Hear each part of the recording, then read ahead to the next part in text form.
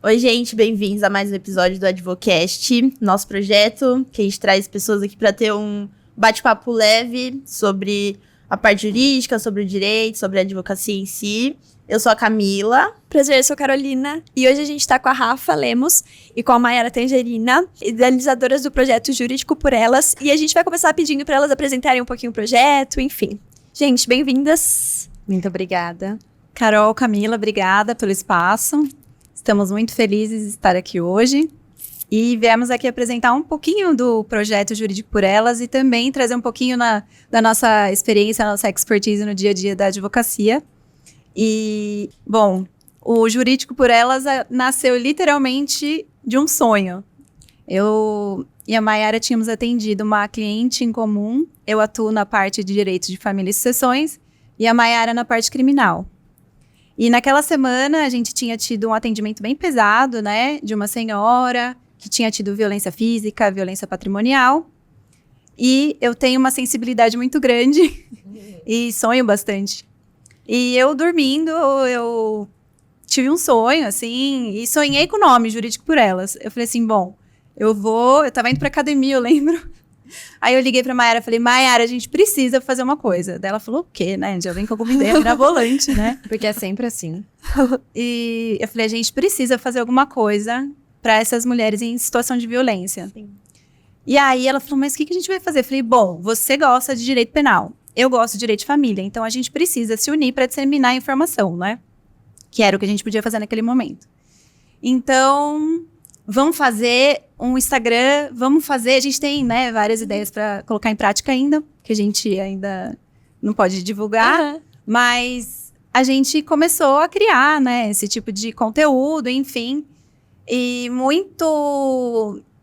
trazendo muito, na verdade, esse nosso anseio que a gente tem no dia a dia da advocacia, porque a gente começou a perceber que, independentemente da classe social da pessoa, da mulher, né, que vinha buscar o escritório, da raça, da religião, enfim, todas essas mulheres estavam sofrendo algum tipo de violência e elas também não estavam identificando aquilo, né? Então, nós, juntas, falamos assim, a gente precisa aquele sonho, né? Vamos transformar o mundo juntas e a gente tenta fazer isso todos os dias, de uma certa forma.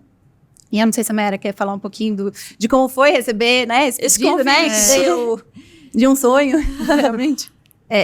Primeiro, muito obrigada pelo convite. Nós estamos muito felizes de estar aqui. A Rafaela, além de ser minha amiga, uma companheira de jornada, ela também é minha prima. Então, ela já chegava sempre com muitas ideias, e principalmente porque a gente tinha essas trocas, né, em reuniões de família, ou às vezes durante a semana, em almoços. Então, ela, na parte do direito de família, ela já conseguia identificar ali algumas questões de mulheres que sofrem muito, que acho que a gente até vai conversar sobre isso. Sim. Nessa parte de questão de direito de família, então guarda, divórcio, enfim. E ela vinha num contraponto nessa questão da violência muito forte, e esse assunto acho que sempre foi latente entre nós, né, essa questão da violência contra a mulher. Então, quando o telefone toca de manhã e aí você ouve uma história de a gente precisa fazer alguma coisa, tudo bem, como é que a gente vai fazer? E aí, basicamente, surgiu assim. O projeto ainda tá num processo ainda muito embrionário, embora ele já tenha caminhado bastante, e assim, até mais do que a gente já imaginava, a gente já tá conseguindo ajudar diversas pessoas, diversas mulheres, na verdade, mas o nosso sonho é muito grande e a gente sabe que tem muito ainda pra alcançar e pra caminhar. E é um projeto recente. Ele tem um ano. Tem um ano agora, assim, de projeto mesmo, de ideia, um ano, e que a gente colocou tirar do papel menos de um ano. É é um bebezinho ainda. Eu acho legal pra gente iniciar, assim, contextualizar.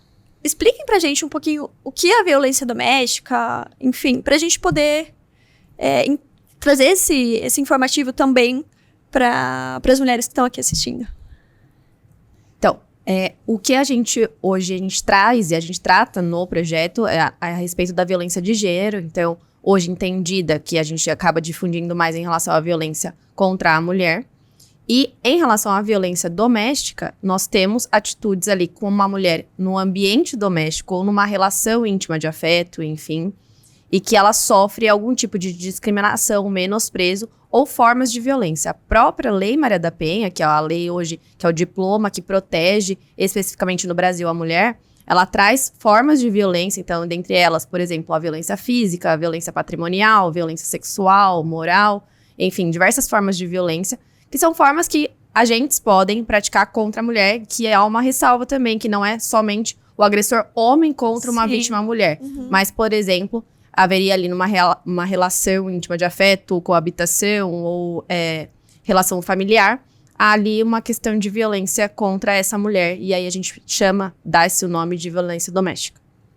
Nós temos 5 tipos de violência, que seria a mais conhecida, que é a violência física, a violência patrimonial, a violência moral, a violência sexual e a violência psicológica. Então, a mais fácil de identificar seria a violência física, porque normalmente ela deixa marcas. Nem sempre deixa, mas normalmente deixa, né? Então, a violência psicológica, a gente vê muito, né? E, infelizmente, ela não deixa marcas físicas, mas ela deixa muitas marcas, né? Até na alma, pode ser maior, né? Então, e, de fato, no direito de família, a gente consegue verificar com ameaças, por exemplo, eu vou tirar os filhos de você, você não vai ter a guarda, ou você não vai ter direito a nada, porque aquela mulher, ela tá tão alienada, muitas vezes, e ela vai acreditando em tudo que aquele homem fala, né? Então, também tem a violência sexual, que eu acho que a Mayara até pode falar dos crimes, né? Um pouquinho melhor do que eu. E é muito difícil identificar, né? Então, muitas vezes a gente está no escritório e a pessoa começa a contar tanta coisa para você, e a gente, né, como profissional, a gente não pode, né, demonstrar, assim, ficar horrorizada, né? E aí as pessoas vão relatando, daí no final você fala, você percebeu que você estava sofrendo, né? E normalmente as mulheres, elas passam por todos os tipos de violência, né? Sim. E a nossa maior preocupação é que tem uma grande escalada, porque normalmente começa na violência psicológica e ela vai evoluindo até chegar, infelizmente, até no feminicídio. Então, existem até alguns testes para saber qual é o grau de vulnerabilidade daquela mulher, se ela está, né, tem alguns sinais, como se fosse um semáforo, né? Então, verde, amarelo e vermelho. No estágio vermelho, a mulher, quando ela faz aquele teste, né, que às vezes em delegacias, em alguns estados isso é aplicado em algumas delegacias, né? Então, quando aquela mulher faz aquele teste, aí ela começa a perceber, né, a gravidade da situação que ela está vivenciando, porque quando a pessoa, ela tá envolvida naquela situação, ela não percebe. Então, é aquela coisa, preciso sair da ilha para ver a ilha, né? Sim. Então, às vezes, a pessoa ela tá tão no meio daquele furacão, daquilo que tá acontecendo, que ela não consegue visualizar. E sair sozinha é a parte mais difícil. A parte mais difícil.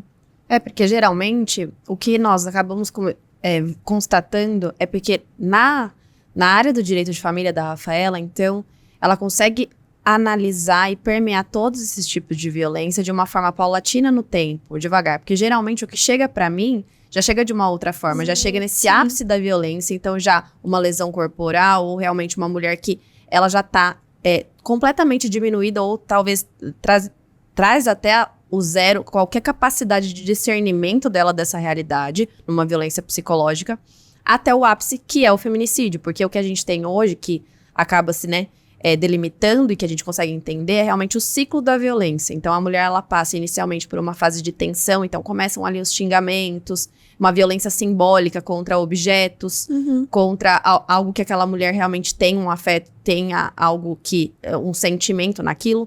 Passa, então, depois essa fase de tensão, né, aumento da tensão entre esse casal.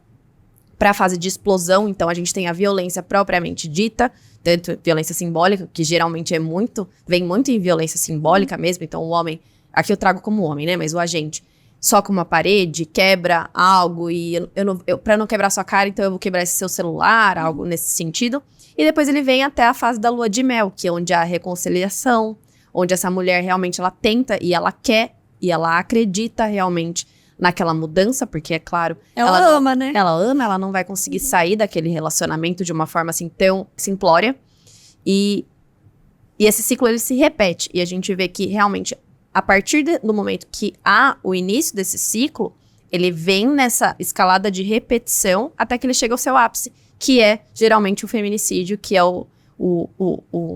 realmente a gravidade extrema, que vem a morte dessa mulher por razões da condição do sexo feminino. Ela morre porque ela é uma mulher. E deixa eu perguntar uma coisa pra vocês. Nesse contexto, assim, do projeto que vocês estão levando, vocês já tiveram algum caso de alguma advogada? Ou algo nesse De sentido? violência de gênero, assim, aqui a gente... eu atuo muito com colegas advogadas, Uhum. porque eu estou envolvida nas instituições. Então, diuturnamente eu vejo a violência dentro dos espaços de trabalho, né? Então, óbvio, já tem dia advogada que sofreu violência de gênero, já sofri, que teve violência física. Mas isso no exercício da profissão ou não? Não, Tá.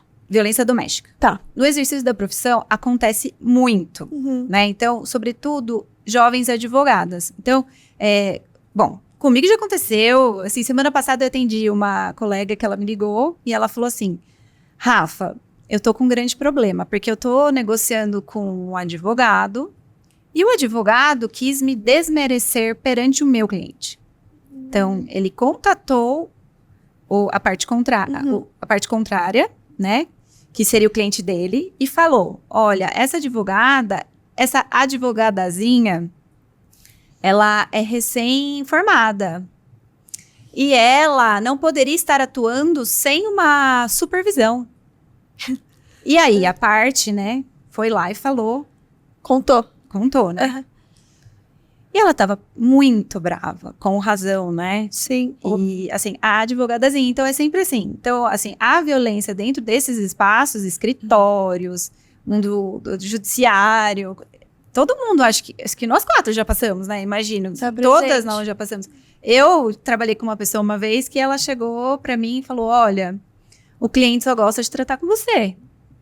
Daí eu falei assim, entende por quê? Ah, eu acho que você sabe por quê. Então, toda reunião você tem que estar lá. Só que eu era recém-formada, né? E daí a gente sujeita, infelizmente, algumas coisas. Porque a gente com não certeza. percebe que a gente tá passando por uma violência naquele momento. Então, aí tudo bem. Aí teve uma vez que a mesma pessoa falou assim pra mim, você pode despachar com tal juiz? Porque eu percebi que tudo que você pede, ele concede. Aí eu falei assim, uai, mas eu acho que só você tem bons argumentos. Qualquer um pode despachar, né? Ah, não, mas é outro tipo de coisa que eu acho que ele gosta.